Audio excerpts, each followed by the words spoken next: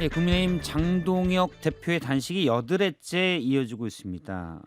어제 해외 출장 중에 조기 귀국을 했고요. 어제 아침에 바로 이 단식 현장을 찾은 분이 있습니다. 개혁신당 이준석 대표인데 이 부분을 포함해서 여러 가지 정치 현안에 대해서 이준석 대표에게 묻겠습니다. 지금 스튜디오에 나왔습니다. 안녕하십니까? 네, 안녕하세요. 예. 얼굴이 약간은 뭐 이렇게 편해 보이진 않는. 음, 어떤 표정이죠, 그거는? 어 뭐랄까요? 수척은 아니고 아, 예. 근데 막 환해 보이잖아요. 아무래도 네. 단식 현장도 가고 이런 상황이 좀 그래서 그렇지 않나라는 생각을 합니다. 장동혁 대표 단식을 묻기 전에 이것부터 좀 여쭤보겠습니다. 어제 한덕수 전 총리에 대한 1심 선고가 있었습니다. 징역 23년 법정 구속입니다. 어떻게 보셨습니까? 뭐 우선 그 이중관 판사가 그 내란이라는 단어를 직접적으로 쓰면서 예. 사실관계를 확정지었거든요. 음. 그렇기 때문에 이제 뭐 이것이 계엄이다, 뭐 계몽이다, 뭐 이런 거 갖고 싸우던 사람들 그런 이제는 1심이긴 하지만은 예. 법리에 따른 판단이 나왔기 때문에 음. 윤석열이라는 사람이 얼마나 잘못한 건지 인식하고 윤호개인 같은 이상한 거 좀 안 했으면 좋겠습니다. 윤호계는 이제 없어졌으면 좋겠다. 아니 뭐 아무리 재판부가 다르다 하더라도 예. 그리고 그 내란 방조 또는 주요 임무 종사로 이제 지적받는 한덕수 총리가 23년이면요. 윤석열 전 대통령은 그 이상의 형량이 나올 수밖에 없거든요. 음. 네, 그렇기 때문에 상당한 중죄를 저질렀다는 걸 받아들여라. 예. 네, 그렇게 봅니다. 일단 뭐 지난 12.12 또 5.17 비상계엄 전국 확대 전두환 노태우 때 있었던 일입니다. 당시 노태우 전 대통령에 대한 선고 형량보다도 높게 나왔던 건 음. 시대가 변했다. 훨씬 더 나은 사안. 이 민주화된 시대에 웬 계엄이냐. 또 하나는 위로부터의 내란이었기 때문에 이게 훨씬 더 위험하다라는 겁니다. 재판부의 판단이. 여기 대해서는 어떻게 보시는지요? 그리고 뭐 당연히 시대가 바뀌었기 음. 때문에 과거에는 뭐 군부가 예. 뭐 국가 안정 또는 뭐 산업 발전 등으로 합리화를 하려고 했던 그런 흔적이 있지만 지금은 심지어 윤석열 전 대통령과 그 무리는 뭐 부정선거를 키겠다 이런 황당한 거 망상에 의한 계엄이었거든요. 예. 그렇기 때문에 더더욱 이거는 엄하게 취재돼야 되는 것이고 음. 한편으로는 저는 윤석열 전 대통령이 끼친 해악이라고 하는 것이 너무 컸다. 예. 지난 1년 동안 국민들이 얼마나 힘들었습니까? 그리고 또 정치적으로도 항상 우리가 대한민국의 민주주의를 널리 홍보하고 이렇게 했는데 어떤 광인 하나 때문에 다 흔들릴 수 있다는 걸 보여준 거 아니겠습니까? 예. 저는 그거에 대한 대가로는 뭐 지금보다 중형이 나와야 된다 이렇게 생각합니다. 윤석열 전 대통령에 대한 선고는 어떻게 예상하시는지요? 물론 법조인은 아닙니다만. 뭐 어차피 무기징역 아니면 사형이다 이런 얘기가 나왔던 거고요. 구형은 그렇게 세게 하는 거고 저는 감형의 요소가 없지 않나요? 예. 그러니까 뭐 지난번에 처음 재판에서야 뭐 초범인이 이런 얘기가 나왔지만은 뭐 내란이나 이런 걸 갖고 초범인이 아니 따지기는 어렵잖아요. 거기다가 지금 한덕수 총리 측 변호인도 그렇고 변호인들이 그렇게 성실하게 재판에 임한 것 같지도 않고요. 피고인들도 그렇게 성실하게 임한 것 같지도 않고요. 예. 저는 감경의 요소가 없다 이렇게 생각합니다. 감경 요소가 없다. 네. 앞서 이제 해악이라는 표현을 쓰셨는데 네. 어제 이진관 판사도 이 부분을 강조했습니다. 전혀 반성하지 않은 위로부터의 내란이 있은 뒤에 위헌 위법한 주장에 불과한 계몽적 계엄, 잠정적 계엄 이런 표현들을 주장하는 사람. 서부지방법원 폭동 같은 거를 뭐 아무 문제의식 없이 얘기하는 사람. 또 정당한 민주주의 근간이 되는 선거제도를 근거 없이 부정하는 사람. 이런 주장들이 양산되고 있다. 지금 일부 구구의 주장들에 대한 것들이 위로부터의 내란에서 양산되고 있다라는 표현으로 보입니다. 극우라는 것과 강한 보수라는 건 좀 다르게 봐야 될 것 예. 같거든요. 예를 들어 지금 미국에서도 마가 이런 거 하잖아요. 근데 마가라는 건 우리가 트럼프의 구호로 그냥 알고 있지만은 사실 레이건의 구호였습니다. 근데 레이건의 마가라는 것은 훨씬 지금보다 레이건 본인도 훨씬 위트 있고 유머 있을 뿐만 아니라 훨씬 무게감이 있었죠. 예. 예, 그리고 거기에 도덕성이나 이런 것들을 가미해서 이제 언급하려는 시도를 많이 했고요. 지금은 너무 원색적이지 않습니까? 트럼피즘이라고 하는 것은. 예, 같은 구호를 달고 있지만 예. 마찬가지로 지금 대한민국에서도 보수주의자들이 생각하는 그런 진정한 보수라는 것은 윤석열 중심의 검찰주의나 아니면 최근에 소위 뭐 본인들이 강경보수라고 지칭하는 예. 그리고 남들은 극우라고 지칭하는 그분들이 하는 행위와는 전혀 같지가 않죠. 예를 들어서 부정선거 같은 것도요. 제가 그냥 다시 한번 얘기하지만은 만약에 뉴스쇼에서 여기서 토론 잡아주면요, 저는 누구랑도 토론할 수 있습니다. 예. 근데 맨날 뭐 토론하자 그랬다가 뭐 1억 준다 그랬다가 안 주고 또 도망가 다니듯이 얘기하고 뭐 조건 나중에 붙이고, 이게 뭐냐면요, 그냥 자기들만의 그냥 어 놀이터 하나 구축한 거예요. 근데 그걸 가지고 계속 이제 어떤 사이비 종교처럼, 예. 예, 정상적인 담론이 아니라 그런 아주 사람을 현혹시키는 담론으로 계속 이제 그 명맥을 이어가려고 하는 거죠. 극우와 이런 말씀하신 사이비 종교 같은 비정상적인 담론 세력 약간 구분해서 표현해야 된다는 말씀이 있으셨고 잘 강경 보수를 제대로 하는 사람이 있으면 모르겠어요. 예, 그런데 그렇죠. 그것도 아니고 이거는 그것도 아니고 음모론의 수준이라는 것도요. 부정선거는 워낙 이제 수준 낮은 거지만은 그다음에 지금 이번에 윤석열 대통령 재판하는 과정에서 뭐 트럼프가 좀 있으면 항공모함을 보내가지고 한강에 항공모함이 진입할 것이다 뭐 이런 거 있잖아요. 예. 이거는 사실 주변에 그런 말 하는 분이 있으면요, 따끔하게 지적해 주셔야 되는 겁니다. 내일 아니라고 놔둘 것이 아니라 그렇게 망가지기 시작하면은 그분 사회생활을 못 합니다. 알겠습니다. 네. 사실 극우에 대한 개념에 대해서는 저도 뭐 그런 것 때문에 말씀하신 어떤 우파의 뭐 이데올로기랄까요? 그런 것도 있을 수가 있으니까. 근데 지금 말씀하신 거는 그런 게 아니라 음모론, 아니 그냥 아스팔트 어디서 세력이라고 하는 게 제일 전 아니 나을 것 어디서 같아요. 그냥 미국에서 무슨 뭐 본인이 뭔지도 모르는 사람이 미국식 이름 달고 한국계 미국인이 와서 한국에서 이런저런 얘기하면은 예. 무슨 뭐 트럼프의 사자처럼 받아가지고 뭐 그걸 기반으로 해서 한국 내 정치인들 공격하고, 지금 와서 1년 정도 되짚어보면요, 지금까지 그 영어 이름 쓰는 한국계 미국인들 와서 한국에 한 얘기 다 거짓말이었어요. 거의. 예. 예. 그런 아스팔트와는 선을 그어야 된다는 말씀으로 아스팔트도 아니고 이상한 거라니까요, 진짜 이거는요. 뭐 이상한 아스팔트 석유 찌꺼기 그러니까 딱 이렇게 그런 원래 사이비 종교라는 게요, 사람이 마음이 흔들리고 의지할 곳 없을 때 와가지고 슬그머니 예, 이렇게 다가오는 것처럼 지금 보수 진영에서 그런 혼란을 겪고 있을 때 와가지고 트럼프가 너희를 구원해 줄 거야 같은 말도 안 되는 소리, 예, 그런 거로 이제 장난치는 거죠. 어제 개혁신당 논평이 이렇게 나왔습니다. 내란 친위 쿠데타 규정을 무겁게 받아들인다. 이를 막지 못했거나 동조한 모든 책임자에 대한 법적, 정치적 책임으로 이어져야 된다. 앞서 이제 막지 못한 책임자, 동조한 책임자 누구라고 보시는지요? 저는 이게 단순히 우리가 딱 그 12월 3일을 전후해서 발생했던 일들만 예. 봐서는 안 될 겁니다. 지금 보면은 소위 보수 정치권에도 보면은 윤석열 정부 시절에 이런 많은 무리수들이 다 쌓여가지고 여기까지 간 거거든요. 예. 처음에 이준석 내쫓고 그다음에 뭐 안철수 못 나오게 하고 뭐 김기현 내쫓고 다 있었잖아요. 근데 그때 누릴 거 다 누렸던 사람들이 나중에 와가지고 뭐 윤석열이 나 싫어하니까 나는 아닌 것처럼 이렇게 돌아다닌다든지, 예. 그 사람들이 자신들이 뭐 개혁의 주체라고 얘기한다든지 이런 경우가 있거든요. 저는 그런 것들을 포함해가지고 이제는 한탕주의 검찰주의식 보수에 종집을 찍을 때가 됐다. 이 검찰주의식 보수나 한탕주의식 보수가 뭐냐면요, 옛날에 박근혜 대통령이 집권할 때, 이명박 대통령이 집권할 때만 해도요, 예. 신자유주의 그 당시에, 아니면은 또 박근혜 대통령은 뭐 중도화, 복지담론 이런 걸로 해가지고 정책적인 스탠스를 변화시키면서 지지층 넓혀왔거든요. 보수의 정책적인 스탠스를 가져갔죠. 그렇죠. 그리고 뭐 거기에 영원히 맞는 것도 없겠지만 하여튼 트렌디하게 옮겨 다녔다는 거죠. 그런데 최근에 들어서 이 문재인 정부 이후에 결국 그 검찰 세력이 여기에 끼어들면서 상대를 감옥 보냄으로써 집권할 수 있는 방식, 이런 것들을 계속 추구하는 거예요. 그러니까 윤석열 대통령 그러다가 집권했죠. 집권한 다음에도 뭐 법무부 장관이니 뭐 검찰총장 이런 사람들이 계속 이제 야당에 대한 이제 공격적인 발언을 하고, 그 당시에 예. 결국은 이재명을 잡아놓느냐 못 넣느냐가 거의 국시인 것처럼 이렇게 돼버렸고, 그러다가 결국 못 잡아놓고 이제 이렇게 된 거 아닙니까? 그러니까 저는 냉정하게 말하면은 이재명 대통령이 죄가 있는지 없는지 나중에 가려봐야겠지만은 그거 하다가 저렇게 계엄하고 이런 걸 보면은 이 사람의 사고의 스펙트럼은 그냥 좁았구나.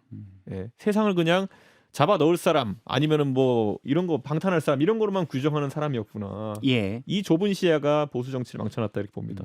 윤어게인 또 친윤 이것도 이제 계엄을 막지 못한 책임이 있고 그게 보수는 아니다라는 말씀으로. 그러니까 이게 뇌라는 게요, 이해하겠습니다. 한쪽만 쓰다 보면은 그쪽만 이제 경직되게 남게 되거든요. 그러다 보니까 그거를 몇 년 하고 나니까 지금 이 과정에 와서도 계속 하는 게 뭐냐면, 그 윤어게인 하는 지지층은 뭐냐면은 예. 매번 주체는 바뀌어요. 언젠 트럼프였다가 언젠 누구였다가 뭐 해가지고 와서 이재명 대통령을 잡아갈 거다 뭐 이런 게 그들의 해법이거든요. 예. 그러니까 이게 왜냐면은 그거로만 생각을 해서 그거로 경직된 거예요. 뭘 어떻게 정책을 아기자기하게 하고 새로운 개혁을 하고 해가지고 지지층을 쌓아올릴 생각보다는 자고 일어나면 누가 이렇게 이재명 대통령 잡아갔을 것이다. 마두로 보면서 왜 거기에 이재명 대통령을 투영시킵니까 그거를. 알겠습니다. 국회로 넘어가 보도록 하겠습니다. 원래 일정을 이틀 앞당겨서 조기 귀국했죠. 이건 장동혁 국민의힘 대표의 단식 때문인가요? 뭐 원래 제가 출국을 했는데 이 남미로 만약 이번에 출장하게 돼가지고요. 예. 그래서 이제 남미는 가는데 이틀 그런데 오는데 이틀입니다. 음. 그러다 보니까 도착하고 나서 장동혁 대표 소식을 들었을 때는 이미 단식 4일차가 예. 이제 되는 것이고 그러다 보니까 그때 급거 귀국하기보다는 그래서 정해진 일정을 좀 소화하고 그리고 아무래도 외교 일정이다 보니까 상대국에 뭐 이렇게 결례를 하지 않는 범위 내에서 최대한 빨리 하고 오겠다. 예. 그래서 온 거고요. 어제 찾아가 보셨잖아요. 제가 어제 새벽 5시에 이제 귀국해가지고 이제 아침에 이제 보러 갔죠. 네. 그런데 장동혁 대표가 뭐 건강상 지금 뭐 무리가 온 상황이기 때문에 제가 뭐 긴 대화를 나누지 못했고 그 박준태 의원이나 주변에 있는 인물들과 좀 얘기를 했는데 장동혁 대표의 건강을 추스리는 게 중요해 보입니다. 예. 네. 알겠습니다. 그럼 단식을 어제도 이제 의료진까지 오고 국민의힘 의총에서는 일단 강제라도 병원에 이송을 하자 했는데 장동혁 대표가 거부했습니다. 어떻게든 강제라도 종료를 시켜야 됩니까? 어떻게 됩니까? 어제 왜냐면 그래서 그 건강이 좀 부분에 위험한 상태라고 그 알려져 부분에 대해서 있어서. 제가 뭐 그 장동혁 대표 주변의 인물들이랑 예. 뭐 어느 정도의 상의를 했고요.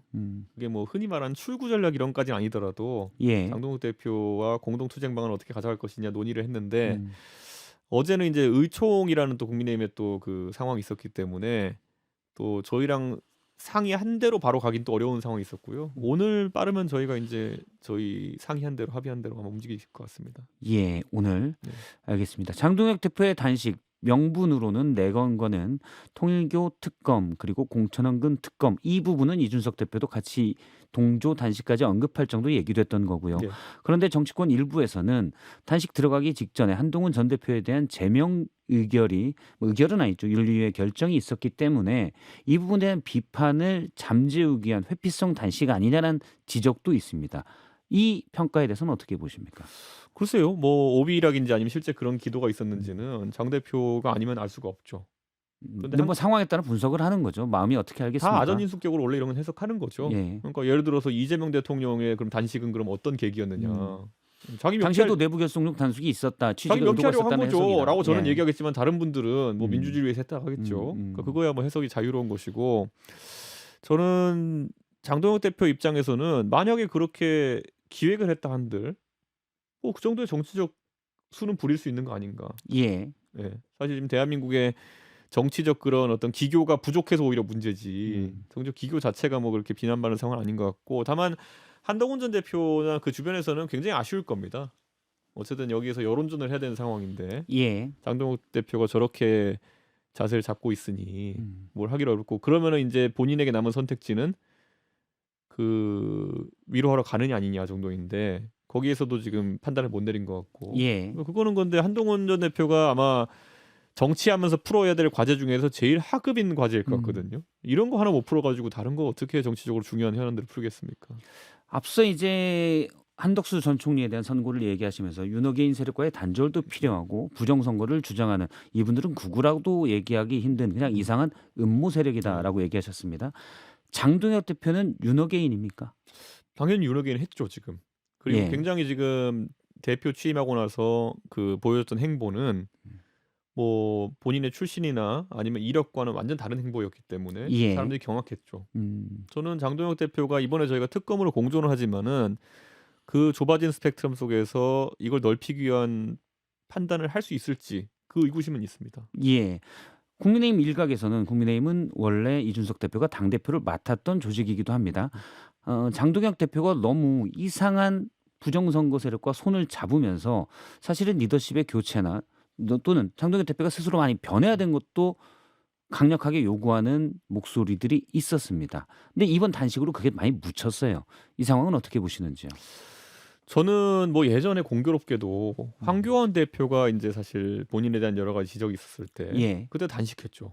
그때 뭐 청와대 앞에 가서 단식하고 이렇게 했던 기억이 있는데 단식이라는 것이 실제 그런 효과가 있긴 있습니다. 예. 그리고 그 정치적 효과를 뭐 누리는 거는 뭐 뭐라고 할 수가 없습니다. 근데 그거로 선거 이길 수 없다는 걸 증명한 게 황교안 대표거든요. 예. 네, 결국에는 전략 전술적 면모, 그 선거를 위해서 무엇이 필요한지를 딱 집어내는 게 중요하거든요. 선거 예. 이제 며칠 안 남았습니다. 그렇기 때문에 그거를 장동혁 대표가 해야 될 텐데 사실 국민의힘 전반적으로 선거를 지휘해 본 경험이라는 게 희소해지고 있습니다. 예. 예. 그 뭐 예를 들어 한동훈 전 대표도 뭐 선거 지휘해 봤다고 하겠지만 해서 졌잖아요. 뭐 목련잎이 어쩌고 하다 졌잖아요. 예. 그러니까 저는 선거를 이긴다는 거는 김종인식으로 또는 박근혜식으로 아니면 어쩌면 이준석식으로 그 경험이 굉장히 중요해지는 거거든요. 지방선거를 승리로 이끌었었죠. 그렇죠. 근데 그런 것들을 지금 저 단식이라는 극한 투쟁 모드에서 모드 전환할 수 있겠느냐. 예. 저는 좀 모르겠습니다. 일단 선거 전략을 말씀하셨는데 제가 좀 더 여쭤보고 싶은 거는 네. 지난 15일 있었던 장동혁 대표의 인사입니다. 윤석열 전 대통령이 파면된 뒤에 공보 업무를 담당했던 최준웅 씨가 네. 당대표 메시지를 담당하는 쪽으로 인사가 났고요. 미디어 대변인에는 지난 12월 3일 계엄 1주년 때 계몽령을 선포됐었다라고 주장한 분이 국민의힘 미디어 대변인이 됐습니다. 인사는 장동혁 대표가 했고요.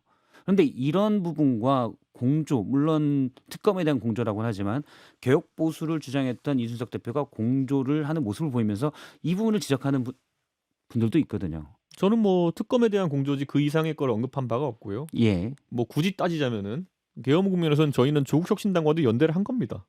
예, 그 당시에는 표결이나 예. 여러 면에서 예. 특검을 통과시키는데도 그랬고요.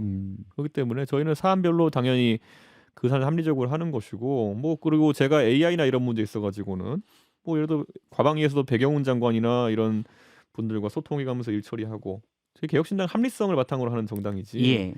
뭐 그거를 우리는 이재명이 다 싫어. 우리는 뭐가 다 싫어. 이렇게 가는 정당은 아닙니다. 예, 그럼 부분적으로는 공조할 수 있다라고 말씀드렸는데 좀 더 직접적으로 여쭤보도록 하겠습니다. 왜냐하면 장동혁 대표가 물론 지금 단식을 하고 건강 상황이 우려되는 부분은 또 우리가 우려해야 되고 걱정할 부분이지만 이전에 부정선거를 주장한 네. 극우 유튜브 앞서 표현대로하면 이상한 음모의 유튜브들에도 많이 출연하고 네. 그쪽으로 약간 경도돼 있다는 지적이 있습니다. 장동혁 대표는 제1야당 국민의힘 대표로서 리더십이 교체돼야 합니까? 제가 언급할 바는 아니고요. 예. 장동혁 대표는 뭐 당원들이 뽑았을 텐데 저희가 언급하겠습니까? 만약에 장동혁 대표가 문제 있으면은 예. 그를 대체하라는 것이 저희 메시지가 아니라 그럼 개혁신당 뽑으면 됩니다가 저희 메시지여야죠. 아. 그래서 만약에 장동혁 대표 저는 뭐 우려스럽습니다. 왜냐하면 운동장을 넓게 써야 되는데 예. 확실히 오른쪽에 몰려 있는 것 같고 그 부분이 마음에 안 드시는 분들은 저희 개혁신당을 지지하시면 됩니다. 예. 아마 이제 규모의 경제가 네. 이 소선거 구제나 네. 또 1대1 구도에서는 규모의 경제가 작동된다고 봐서 그럴 수도 있겠는데 네.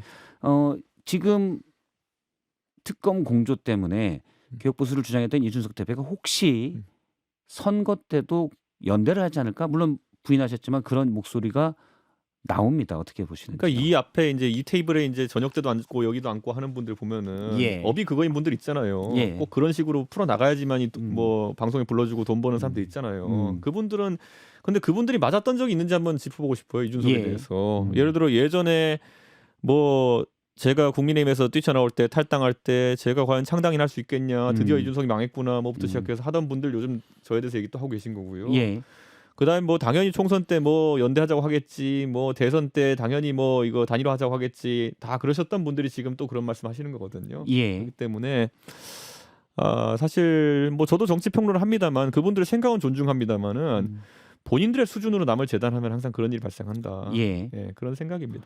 그러면 왜냐하면 이전 대선 때도 그렇고 윤호개인을 지지하는 세력과는 연대하지 않겠다라는 게 이준석 대표의 생각인 걸로 저도 생각을 해왔기 때문에 이번 만약에 지금 장동혁 대표 등으로 국민의힘의 리더십이 계속 윤어게인 뭐 약간의 농도 차이는 있겠지만 한다면은 연대는 없다라고 봐도 되겠죠? 뭐 지방선거의 유일한 아젠다가 윤호개인 아니겠지만 저는 기본은 윤호개인에서 탈피해야 된다 봅니다.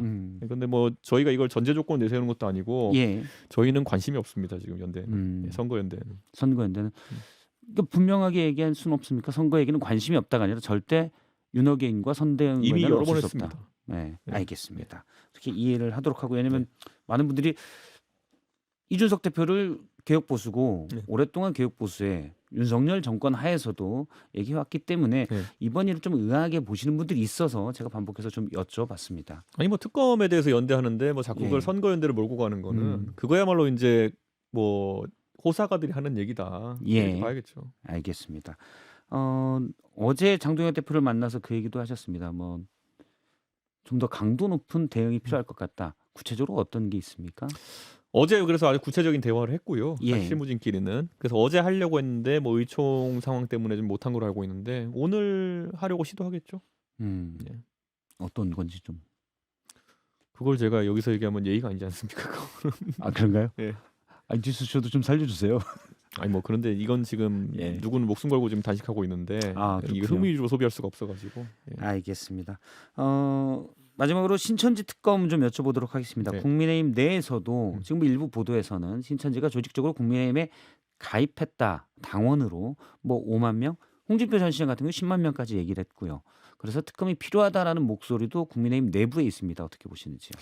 저는 뭐 구체적인 조항이 나오면 할 수 있죠. 음. 예. 그리고 예전에 보면 제가 약간 재밌는 게 통일교가 예전에 예. 내부 영상으로 음. 우리 요즘 그 헌금 내고 하는 사람이 17,000명밖에 없다라고 하는 영상이 있어요. 그러니까 통일교가 실제로 교세가 그 정도였다 보는데 신천지가 저는 얼마일지 모르겠습니다만은 진짜 5만 10만을 본인의 의사에 관계없이 예. 누가 집단 가입시키고 그랬던 음. 정황이 있으면은 그건 그것만으로 정당법 위반이니까 수사 가능하죠. 예. 네, 근데 여기서 특검이라는 게 살피려 그러면은 그런 행위가 있었느냐 있었다면은 어떤 정치와 유착을 통해 가지고 그런 걸 하려고 했던 것이냐 그걸 예. 밝히는 게 특검이어야 되는데 그 부분이 빠지고는 특검법을 쓰기가 어렵죠. 네. 그냥 냄새가 난다 뒤져봐라 이거는 특검이 아니거든요. 정황이 있어야 된다. 그러니까 예. 이 말이 계속 바뀌잖아요. 처음에 알겠습니다. 2023년부터라 그러다가 2021년부터라 그러다가 그것만 5초가 확인되면 특검할 수 넘어서요. 있죠. 네. 알겠습니다. 이 얘기까지 듣도록 하겠습니다. 개혁신당 이준석 대표였습니다. 고맙습니다. 네, 감사합니다.